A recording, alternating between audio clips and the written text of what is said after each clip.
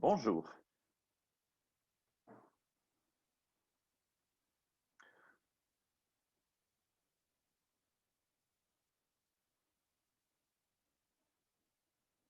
Bonjour. This will be the first of a series of slides regarding the history of Louisiana law. We will start with video number 1, the civil law in Louisiana, covering the French period, the Spanish period, 1682 to 1806, all the way to the Louisiana Purchase and a little bit later. I would like to start with a map of North America as it was in the early 18th century. You see with different colors, the red showing the English colonies, New England, East Coast, and a chunk of Canada, the Hudson Bay. You see a lot of blue, which are territories that at the time were controlled by France, and that included La Nouvelle-France, New France, or Canada, and Louisiana. And a lot of green in the south, the Spanish Dominion, New Spain, Mexico, California, but also Florida, Cuba. Let us see what is left of the French presence in North America, culturally and also legally speaking. Up north, you have the province of Quebec. When France lost Canada in 1763 by the Treaty of Paris, after having lost a battle against England, England accepted that French Canada would keep its distinct legal system, which was the civil law. Actually, the custom of Paris had been applied in Quebec, and that remained so until the day Quebec codified its law, adopting the Civil Code of Lower Canada in 1866, which has been replaced by a Quebec Civil Code adopted in 1991. Quebec has been fighting to keep its legal system, but also the French language.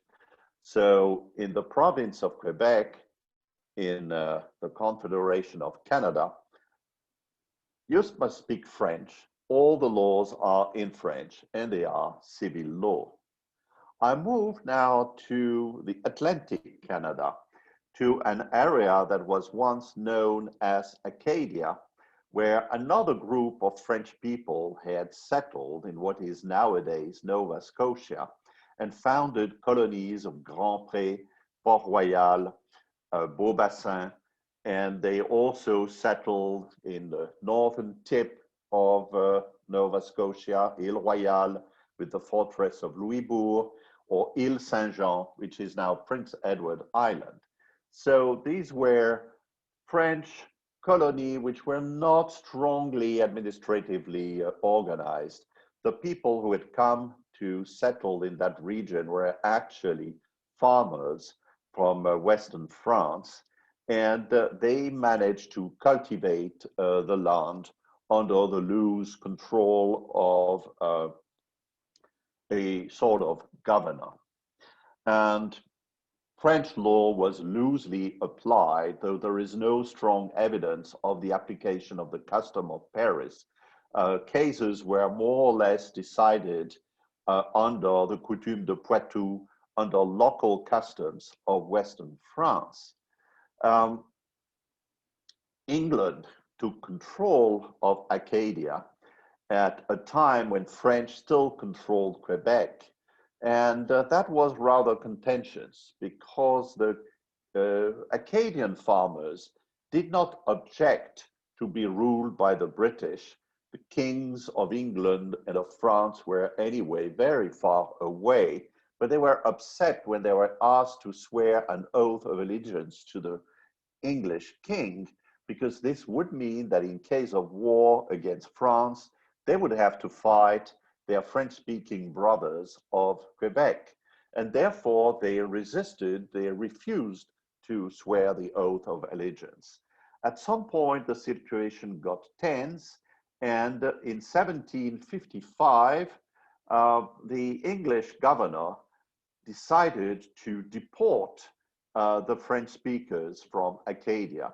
The big majority of them were sent back to mainland France or to some isles at the tip of Brittany. Others were taken by boat to the English colonies, and they were dispersed because the point was they wanted to avoid these people to group and constitute a political force. So it was important to have them all over the place. And from France or from the English colonies, these people kept traveling. Some went to Saint-Domingue, some went to Louisiana at a moment when Louisiana was under the Spanish rule, and the Spanish king was happy to see a flux of Roman Catholics to settle the province that was very loosely populated at the time. In the later years, some Acadians moved back from France to Louisiana in 1785. We have the list, the name of the boats, and the name of the people who actually had been deported from Acadie to France and then came back, this time to Louisiana. This map is showing the Acadian diaspora, and actually we have now more than 1 million people that descend from these few thousand people who were deported in 1755. Now, a number of Acadians managed to come back to Acadia in time of peace, and you still have a substantial Acadian population in Nova Scotia and New Brunswick. And this is now a picture of what is left of French culture and French law in North America. You see Quebec on the north that has kept the best of it all, the civil law and the French language. You have in a darker color the Atlantic provinces where you still find the French language. The province of New Brunswick, for instance, is bilingual. 35% of the people speak French to this day, but they have lost the common law because when the Acadian came back, they came back to a country of common law. The consequence is that these people have been vindicating their linguistic rights, especially in New Brunswick. You can plead and argue a case in French before the courts of New Brunswick. They even have access to legal education in French at the Université de Moncton in New Brunswick, but they teach the common law and practice the common law. So, due to the earlier French presence, a group of people in Atlantic Canada have access to the common law in the French language. And we go now down to Louisiana, where, as we will see, Louisiana has kept the civil law, but has largely lost the French language. And we practice here in Louisiana the civil law in English. Let us have a quick look at the history of the French colony. In 1682, French-Canadian Cavalier de la Salle navigated from Quebec all the way down the Mississippi River and symbolically somehow took possession of the land that he has been traveling, naming it Louisiane to honor the French king. I don't think that Cavalier de la Salle has seen much of Louisiana. Probably he had view of some trees on one shore and trees on the other shore, and probably had some adventure on the way down the river. But symbolically, the French king was the sovereign of a large stretch of land that had been visited by the Spaniards before, but the Spanish people never took possession in the name of the Spanish king. It will take a while to see a first permanent establishment in La Louisiane with Pierre Lemoine d'Iberville, who will found Fort Maurepas on the Mississippi coast near Biloxi. Biloxi actually has been historically the first capital of the French colony. In 1712, King Louis XIV will sign a letter patent to the benefit of the Sieur de Croizat, allowing him to create a company and develop the colony of Louisiana. And the letter patent proclaims that in case of need, the law applicable to the colony would be the custom of Paris. In 1718, Bienville will found the city of New Orleans, which is now celebrated not that long ago, its 300th anniversary. And during that French period that stretches between 1699 and 1762, the custom of Paris was the law applicable in Louisiana. There was no civil code of France yet. Remember that the French Civil Code was adopted in 1804, actually after the Louisiana Purchase.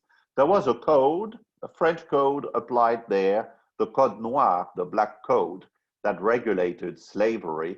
That is a rather dark page of the history of France and Louisiana. I will allude to it later on. So we may say that the civil law and French civil law has had some influence and application in Louisiana for over 300 years. In 1762, France was losing Canada to England and at the same time decided to abandon its other colony to the Kingdom of Spain. It took a little while for Spain to organize the administration of Louisiana. It's only in 1769 that the King of Spain sent a governor named Alejandro Orelli. He was actually Spanish, Irish, and he proclaimed in the Orelli Code that Spanish law would be applicable from now on to New Orleans and to the former French colony. That changed the legal picture of Louisiana. French law was rather simple. It was the custom of Paris. It was accessible in a set of a few books, whereas Spanish law was dispersed in over 20,000 laws. Some of them were Las Siete Partidas, a very old compilation of Roman law that had been done at the time of Alfonso X of Castile in the 13th century. And many recompilations had been made, including the recompilation of the Leyes de las Indias, the recompilation of the law of the Indians, that were supposed to be applied in the huge colonies that Spain now controlled in Latin America, and to which Louisiana was added. Comes the Louisiana Purchase in 1803. Spain gave Louisiana back to France in 1800, but the French will only take political control in 1803, when they had already decided to sell Louisiana to the United States. The history of the Louisiana Purchase is that originally what the United States wanted was the control of New Orleans and its seaport. They were not interested in the entire territory that was mostly populated of Indians. But during the negotiations, Bonaparte, who was then the first consul, had it known that would the Americans be interested, he would cede the whole territories, the whole colony and the price would simply be increased from 5 million to 15 millions. So this is the deal that was signed on December the 20th in 1803. And from that time, Louisiana became part of the United States. It was, as you see on this slide, a huge territory. I like this blank because you see what appears to the right was the United States as they existed at the time of the purchase. So the purchase was doubling in size the area controlled by the United States. But actually, the United States were at the time only interested in the control of the southern part of these territories.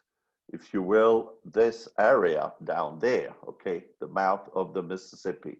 So that part of the territory has been organized as a territory of Orleans by Act of Congress of 1804 and 1805.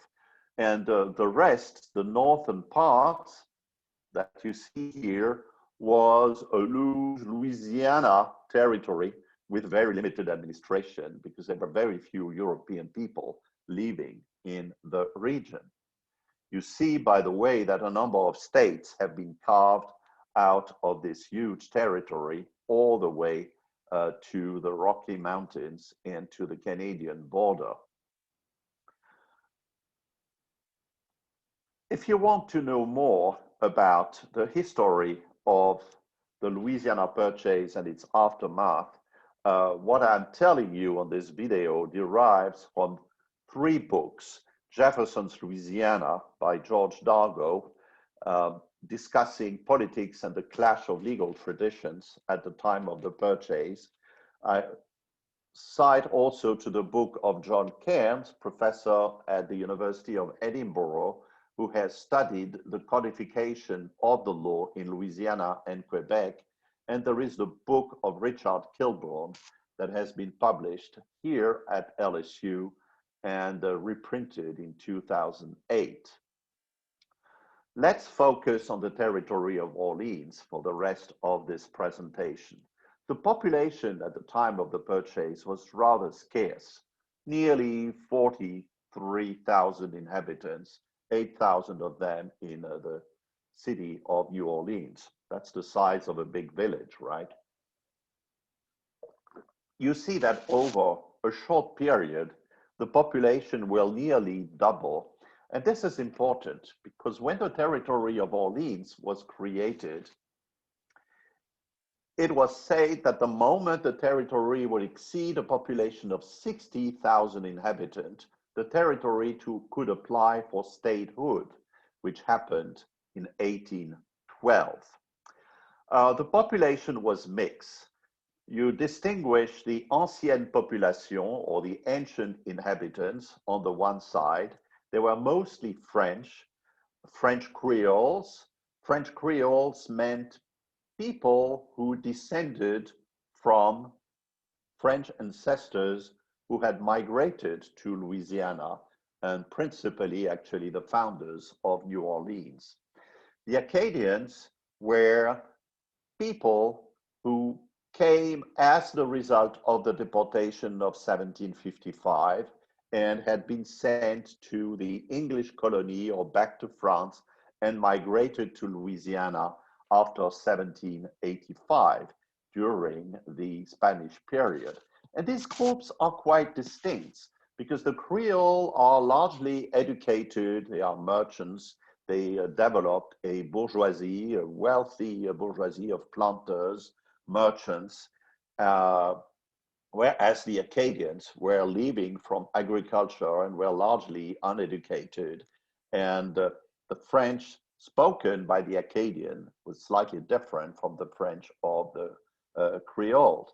And then you had also a wave of newcomers, especially when France lost Saint-Domingue, now Haiti, as a result of the slave rebellion. many of the French planters migrated to New Orleans to seek good fortune there. So interestingly, the French migration continued after the Louisiana Purchase.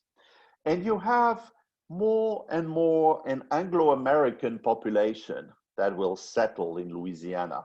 One inhabitant out of 7 at the beginning, but the Anglo-American population will grow over time. You have a composition of the population of in 1807, and you see the mix. About half of the population was white, and the other half black. The majority of the black were slaves, but you had about 4,000 black people, free people of color. So different population, different cultures, different legal system. Let's elaborate a little bit on this. The ancient inhabitants had a tradition of community living, founding villages, rather compact habitat along the rivers and the bayous, or around the Place d'Armes in New Orleans. Whereas the Anglo-Americans, when they settled, rather liked to be isolated or settled in a haphazard manner with a strong individualistic approach. They would settle everywhere, but away from others. So you have this sort of tension between the community style of living and the more individualistic way of the Anglo-Americans. Here, you see this also in the architecture. You have at the top of the slide, Laura plantation, a Creole plantation, very colorful, like what you would see also on the Caribbean island. And it's colorful, but unsophisticated architecture, whereas plantations that have been created by the Anglo-Americans were much more sophisticated houses, always painted in white. Tensions develop because of these different cultures, and we should not also forget the Native American, the African population, the Caribbean. We already have an extraordinary cultural and linguistic mix and culinary mix. The gumbo is a good metaphor if you want to say what is happening culturally in this region. A soup where you can find ingredients coming from different regions, including okra. The name for okra is ngombo in the Bantu language of Western Africa. You can mix there all kinds of ingredients. So different legal traditions, because the ancient inhabitants had been used to the French rule and later to Spanish law, both systems being rooted in Roman law, so civil law systems, if you will, and the Anglo-Americans who were accustomed to the common law. This linguistic, not only the linguistic, but mostly the difference in legal traditions was creating a problem and a challenge for the United States. The Union was still fragile, right? We still had a war with England until the Battle of New Orleans. And President Jefferson had the wish to have all these people under the same law. And of course, this law should be the common law. But that was not an easy thing to reach. Let me show you that in various areas of substantive law, there were significant differences between the civil law and the common law. Okay, the difference between the two systems is not only a difference in style or a difference in the methodology of lawmaking, it is also impacting the rules that are applied or the rules that you find in the codes or in the precedent. Take marriage. France and Spain have favored a system of community of gains, whereby property acquired during the marriage would form a community, and at the dissolution of the community, usually by death of one of the spouses, the surviving spouse would get a half of the community and the other half would be distributed among the children, though the surviving spouse would have a usufruct on some of this. But you see that actually widows at the time were mostly women. It meant that when a wife lost her husband, she was controlling directly at least half of the property that had been accumulated during the marriage. Under the common law, it was a completely different story because there is no such thing as a community in the common law. The husband and the wife are traditionally regarded as one person, but that person is the husband because the husband controlled everything, decided everything. The married wife was known as femme covered. She was under the coverture of the husband, under the protection of the husband. Even property she owned was administered by the husband, and after the death of the husband, it was administered by a trustee. So the widow would get a life interest, but she could not administer the property herself. And we know a number of plantations that were actually controlled by women here in Louisiana. And it's a different thing to administer directly the estate or having a trustee who is making the decision and just being, a powerless widow at the mercy of the male element. You see also these differences. By the way, I'm giving here a bleak picture of the common law. This is the way things were at the time we are discussing. Of course, nowadays, men and women have been putting on an equal footing, and women's rights have at long last been recognized. In family relations, there were also significant differences. Under the civil law, be it the civil law of France, Spain, or Italy, or anywhere, a child born out of wedlock was an illegitimate child. But if the parents got married, the child would be legitimated by the effect of this marriage, which means that the child would eventually inherit from the parents. At common law, legitimation was regarded as immoral. The child had been conceived in sin. Bastards could not inherit. Once a bastard, always a bastard, as one said at the time. Again, things have changed to the better, but in those days, it was a big deal because Louisiana was full of bastards, so to speak. There were many people born out of wedlock out there, and sometimes things were, rearranged. People got married, and inheritance was a big deal. The law of succession is showing also significant differences. In the civil law system, testamentary freedom is limited. We don't want people owning property to give it to whomever they want. Property should go to the children.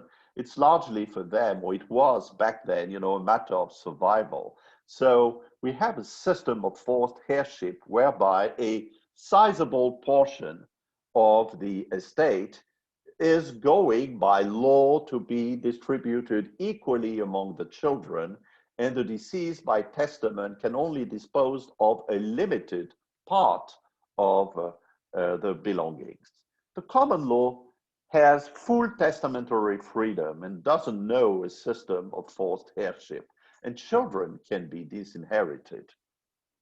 So again, that was a big deal because for a number of heirs, shifting to the common law might mean losing the hopes of inheritance. So you can imagine with these few examples that people cared about a possible change in the law, right? Okay, a few more examples with the law of property. In the civil law, property is controlled by the living. We like resources to be controlled by the living. You cannot, in a testament, in a will, arrange the distribution of your property over the generation. This is illegal at civil law. And we also have a very simple and basic concept of ownership, which means actually the right to use the property, usus, the right to derive fruit or benefit from it, fructus, the right to dispose of property or abuse of it, abusus. And it's pretty simple to define what ownership is. Common law is very different in that respect. The testator may dispose of property for generations to come. Thank goodness there is a rule against perpetuity, but you can do this easily over a period of 80 years after your death. And there are many different ways of controlling property with doctrines of estates, interest, and trust. You don't have the simplistic civilian approach, but a much more complex system. I don't say that one is better than the other, but again, it was a big deal for people, to see that their property arrangements may be upset by legal change, by a wholesale adoption of the common law as a consequence of the Louisiana Purchase. And of course, but this you're more familiar with this, there are different views of what the law is. You're familiar already with the civil law tradition, which is based on the books, with a tendency towards codification, but a significant importance of doctrine and legal writing, whereas the common law is more judge-made law, as we have discussed this past few weeks, has a distinction between law and equity that is unknown in the civil law tradition, and has a system of jury trial that was also completely unknown under the French and the Spaniard administration. So it was a big deal, you see, keeping what we have or moving to a new legal system was a significant decision to make, and people cared about this because it was dealing with their property and personal interest. And the Louisiana population, especially the educated population living in New Orleans, was much aware of these differences. So there was a resistance to the imposition of the common law after the Purchase. And the idealism of Jefferson, who wished to have one legal system for the entire United States, the common law system, were resisted by the population of New Orleans. Jefferson had appointed Claiborne as a governor, and the task of Claiborne was to try to impose the common law to the population. What Claiborne has been successful in doing was building an American-style court system, but he met resistance when decisions had to be made as to what substantive law was to be applied in these courts. So the New Orleans population, as we'll see, will resist the imposition of the common law. So Claiborne, out of prudence, had to accept the retention of the laws in force the days after the Purchase. And actually, Congress confirmed that. We have two acts of Congress, one of March 26, 1804, and the other one of 1805. These are the statutes that organize the administration of the territory of Orleans and say that as much as it does not contravene with the US Constitution or existing federal laws, the existing civil law could remain in force in the territory of Orleans. But that was meant to be temporary, okay? In 1806, the Legislative Council, who's the member of which were actually appointees of the US president, decided to adopt the civil law for good, for the future. And Claiborne, the governor, felt that it was his duty to veto that act. The veto of Claiborne caused big uproar, made a lot of noise in New Orleans. The next day in the newspapers of New Orleans, English and French newspapers, a manifesto was published. You can find the text of the manifesto online if you wish. You just have here brief excerpts of this manifesto. You see that it alludes to the wisdom of the civil law that is recognized by all of Europe, that this has always been the law for a big majority of the population of Louisiana. It insists on the fact that Louisiana population is accustomed to this from childhood. I don't know to what extent children are familiar with the law, but you see that the language is very dramatic, and they would not see themselves deprived of the civil law without falling into despair. Further down in the text, the manifesto alludes to the frightful chaos of the common law. I was amused the first time I read that sentence, because I remember those days when I started doing research on the common law when I was a young scholar in Lyon, France, and my professors and my fellow colleagues said, Olivier, how come you're getting interested into the common law system? This is chaos. A trained civilian cannot admire or be interested into such a system. Well, we know that it is at the minimum chaos organized with a good index. And as you will see with the organization, when your study of the common law, it is less organized than the civil law, but there are ways nonetheless of finding one's way through that chaos. This is just to show you how dramatic the decision was made. And you understand from that point that Claiborne had to bow to the will of the population and to accept that the civil law was to survive in Louisiana. And this had been confirmed, by the way, by Congress in the two pieces of legislation that I have already alluded to, though the original intent was maybe not, to make a final decision. But in 1806, the legislative, sorry, what am I going here? In 1806, the Legislative Council and the House of Representatives will appoint two distinguished scholars and practicing attorneys, actually, James Brown and Louis Moreteau, to compile and prepare jointly a civil code for the use of the territory. This time, Claiborne had no choice than accept the will of the majority, but he kept building the court system in a North American way. What happened next will be discussed in another video. Thank you for your attention.